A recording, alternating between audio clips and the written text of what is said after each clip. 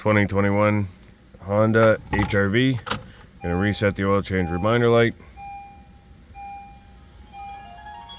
So down here on the steering wheel, we're gonna press up and down, and we're gonna go through the menus until we find vehicle settings.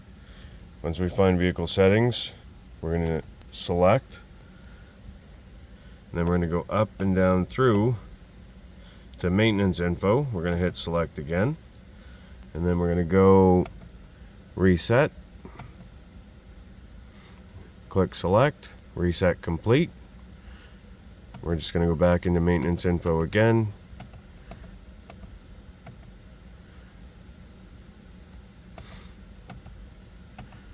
And that should be it. That's how you reset the oil change reminder light. Make sure you hit that like button, hit subscribe, drop a comment below saying thanks. We'll see you guys in the next one. Thanks for watching.